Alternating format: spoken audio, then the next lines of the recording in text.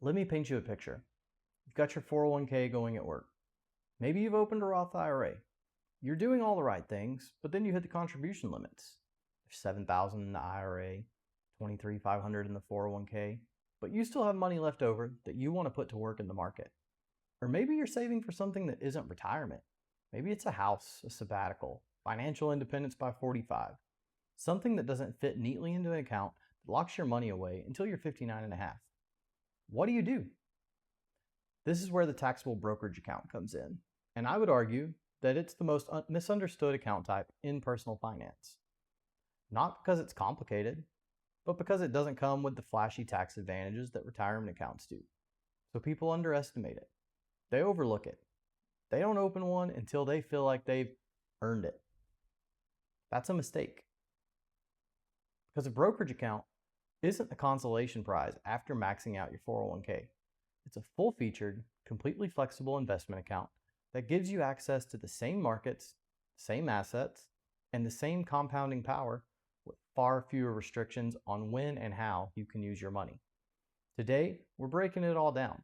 What a brokerage account is, how it's taxed, what you can invest in, how to pick the right one, and how it fits into the bigger retirement and wealth building picture we've been building together on this channel. So let's get into it. So what is a brokerage account? A brokerage account is an investment account that you open with a financial institution called a brokerage that allows you to buy and sell investments in the financial markets. Stocks, bonds, ETFs, mutual funds, options, REITs, full menu. Whatever the market offers, a brokerage account gives you access to it. Now, unlike the retirement accounts that we covered in prior videos, your 401k and your IRA, a brokerage account has no special tax status from the IRS. There's no tax deduction when you put money in, no tax-deferred growth, and no tax-free withdrawals. What you earn, you pay taxes on. And we'll get into exactly how that works, because it's not as painful as it sounds when you really understand the rules. But here's the trade-off that makes it valuable. There's no restrictions, no contribution limits, no income limit, no age requirements, no penalties for taking out your money whenever you want. You can put in $500 or $500,000. You can pull it all out tomorrow for any reason. You can open one at 22 or 62. There are no guardrails because this account isn't specifically designed to encourage retirement saving. It's designed to give you access to the market, full stop. Because of all that flexibility, the brokerage account becomes the workhorse of wealth building once you've taken advantage of your tax-advantaged options. It's where financial independence strategies live. It's how many people fund early retirement or major life goals before they can touch their retirement accounts penalty-free. And for high earners who've maxed out every tax advantage bucket available to them, it's often where the majority of their investable wealth ends up.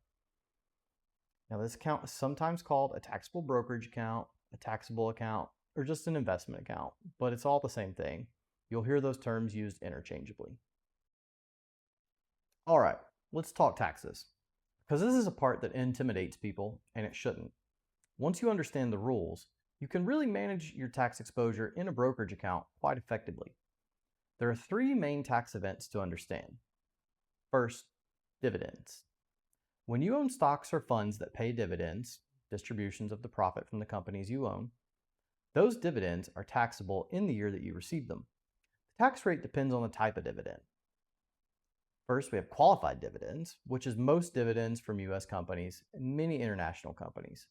As long as you've held the stock long enough, these are taxed at the lower long-term capital gains rate. Depending on your income, that's 0, 15, or 20%.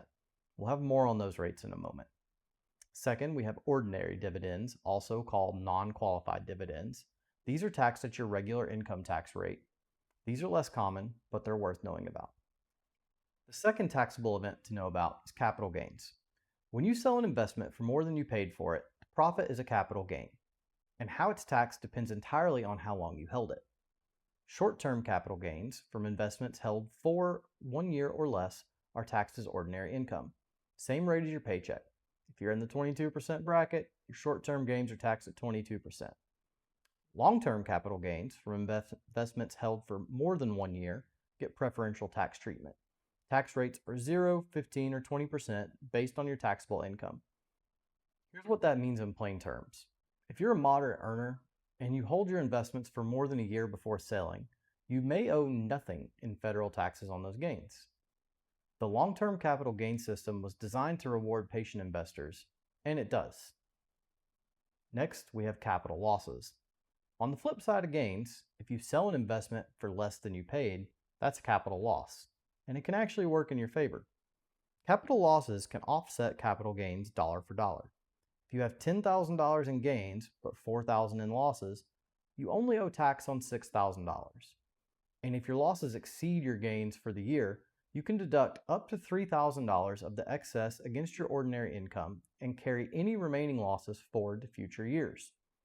This strategy, intentionally harvesting losses to offset gains, is called tax loss harvesting, and it's one of the most practical tools available to brokerage account investors.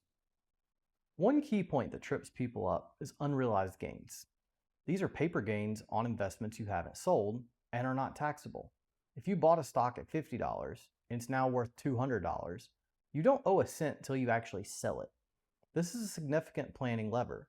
You can let winners ride for decades without triggering a tax event. The IRS doesn't collect until you exit the position. Picking where to open your brokerage account is a real decision, but it's also not one you need to agonize over. The major platforms have converged significantly over the last several years. Most have eliminated trading commissions, offer fractional shares, and provide strong mobile experiences. That said, here's what actually matters. First, commission-free trades.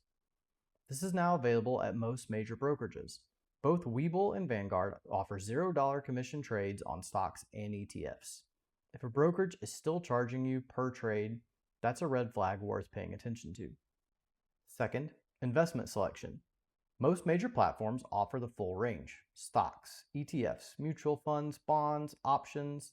But if you have a specific need, like access to international markets or a particular type of fund, maybe cryptocurrency exposure, make sure the platform supports it before you commit. Third, platform and interface. Are you managing this on your phone, on a desktop? Do you want robust research tools, or do you want to just buy an index fund and forget about it? Webull is built for the active investor. It has a strong mobile app, real-time data, advanced charting, and a clean interface that makes it easy to analyze positions and execute trades quickly. Vanguard, on the other hand, is the gold standard for long-term passive investors. It's where you go to buy low-cost index funds and ETFs, let them compound for decades without distraction. They serve slightly different investing styles, and honestly, using both isn't a bad answer. More on that in a moment. Next is account minimums. Most major brokerages have no account minimum to open a taxable account. Fractional shares mean you can start with as little as $1. There's no barrier to entry. Next, customer service and reliability. This matters more than people think, especially if you're investing a significant amount. Vanguard has a well-established reputation backed by decades in the industry. Webull offers in-app support and has built out its customer service infrastructure significantly as the platform has grown. Either way, make sure you know how to reach support before you need it. SIPC protection. All legitimate brokerages are members of the SIPC, or Securities Investor Protection Corporation. This protects you for up to $500,000, including $250,000 for cash, in the event that your brokerage fails. This is not insurance against investment losses, it's protection against the brokerage itself going under. Worth knowing, not worth worrying about at the major firms.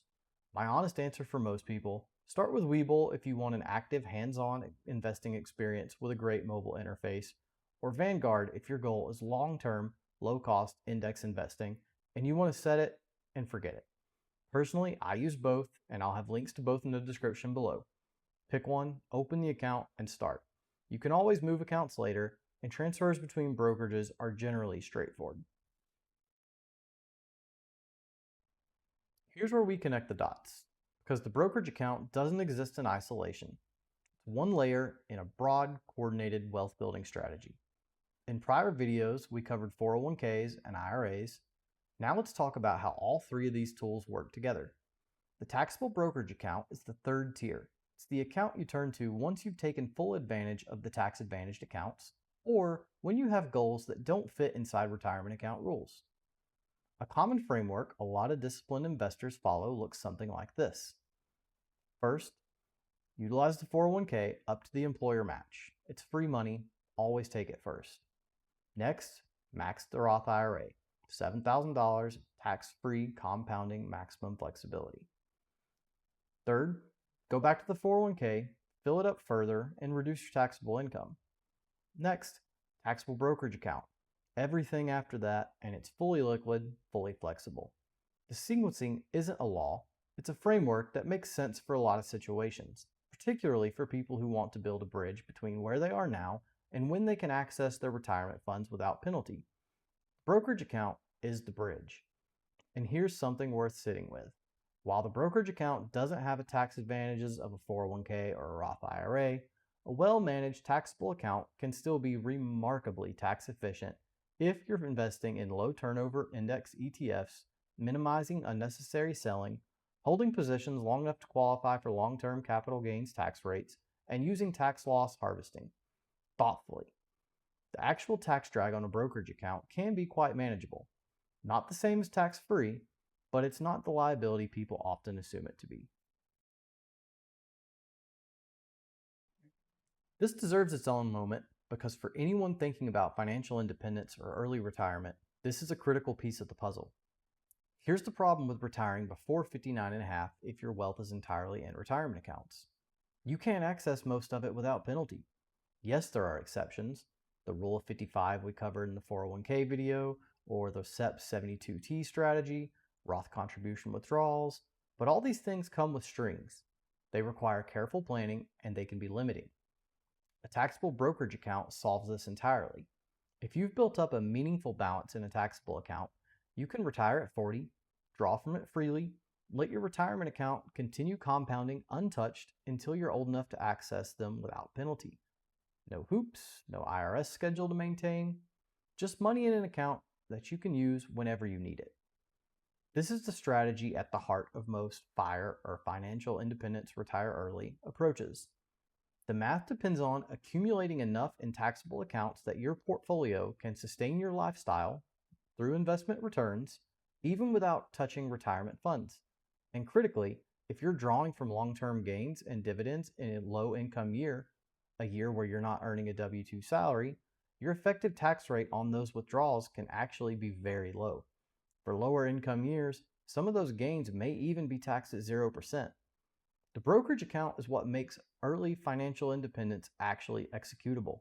Without it, you're waiting until 59 and a half, no matter what.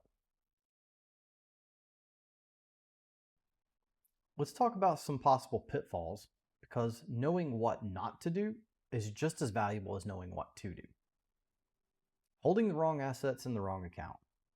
This is called asset location, and it's worth understanding. Tax inefficient assets, REITs, bonds, actively managed funds that churn and generate lots of short-term gains, generally belong in tax advantage accounts, where the tax distributions aren't taxed annually. Tax efficient assets, broad-term ETFs, long-term stock positions, are well suited for taxable accounts. Mixing these up can cost you unnecessary taxes year after year. Overtrading. Every sell in a taxable brokerage account is a potential tax event. People who trade frequently, buying and selling regularly, are constantly generating short-term gains taxed at ordinary income tax rates. The buy and hold investor in the same account holding the same ETF for a decade defers all that taxation and benefits from long-term capital gains tax rates when they eventually sell. Simplicity and patience are tax strategies in a brokerage account. Forgetting about cost basis. When you eventually sell investments, your taxable gain is calculated as the sell price minus your cost basis, what you originally paid, including any reinvested dividends. Keeping good records of your cost basis matters. Most modern brokerages track this for you, but if you've transferred accounts or held positions for a very long time, it's worth verifying. Your cost basis determines how much of your sell is taxable, and getting it wrong can mean paying more in taxes than you owe. Lastly, ignoring the taxable account because it doesn't have tax advantages. This might be the biggest mistake. The flexibility, the liquidity, the absence of restrictions, these are advantages. They're just different from the tax advantages that retirement accounts offer. A thoughtfully managed brokerage account is a powerful tool.